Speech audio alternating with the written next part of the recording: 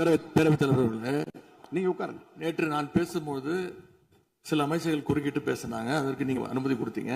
அது மாதிரி இன்னைக்கு முதலமைச்சர் பேசும்போது சில வார்த்தைகள், தவறான வார்த்தைகள் பேசுறாரு. அவர் பார்ட்டி ஃபண்ட் அப்படின்னு சொல்லியிருக்கிறாரு. அவர் அமைச்சர் அந்த பார்ட்டி ஃபண்ட் எந்த பார்ட்டின்னு கூட சொல்ல, தைரியம் இருந்தா சொல்லுங்க, நாங்க அதெல்லாம் ஃபேஸ் பண்ண தயாரா இருக்கோம். எதையும் ஆதாரத்தோடு எதையும் பேசுங்க. நீங்க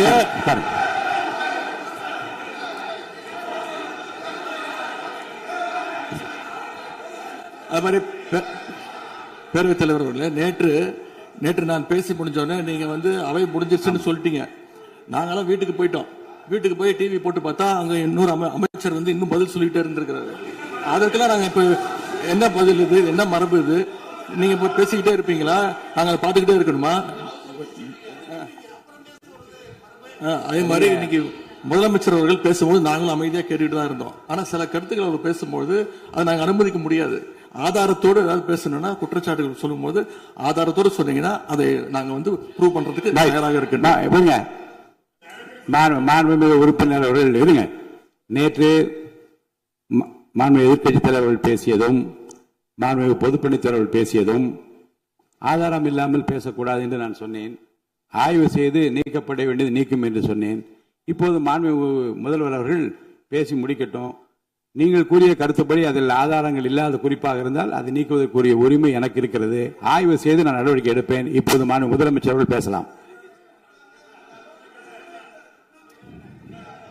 இந்த டாஸ்மாக் மாதிரியே பல டிபார்ட்மெண்ட்லயும், மறுபடியும் சொல்றேன், கட்சி நிதின்ற பேர்ல அடிச்ச கொள்ளைய ஒன்னா கவர்மெண்டோட கஜானாக்குள்ளேயே கொண்டு சேர்த்துக்கிட்டே இருக்கிறாங்க. இப்பவும் சொல்றேன், மக்கள் பணத்துல இருந்து ஒரு பைசா கூட தொடமாட்டோம், தொடவும் விடமாட்டோம், தொட்டா விடமாட்டோம், இதுக்கு முன்னாடி தொட்டவங்களையும் விடமாட்டோம்.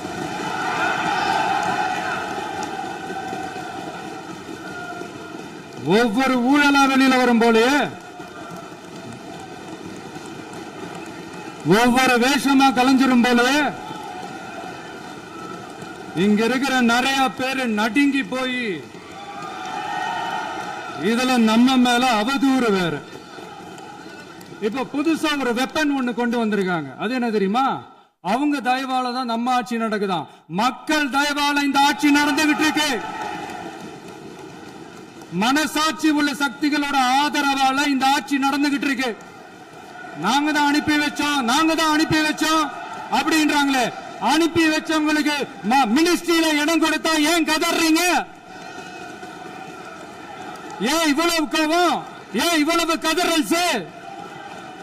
இதுல இன்னொரு முக்கியமான விஷயம், மார்க்சிஸ்ட் கம்யூனிஸ்ட் கட்சி நமக்கு ஆதரவு கொடுத்தது சுயேட்சையா எடுத்த முடிவுன்னு சொல்றாங்க.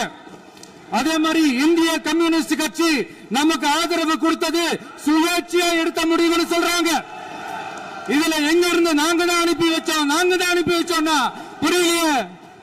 மக்களுக்கு நல்லா புரியும், எல்லாத்தையும் தெளிவா பார்த்துக்கிட்டு இருக்கிறாங்க.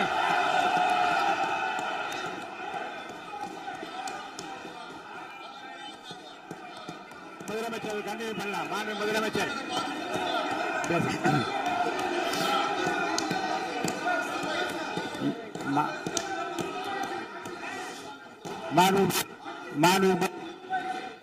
மாண்புமிகு முதலமைச்சர் கண்டினியூ பண்ணலாம்.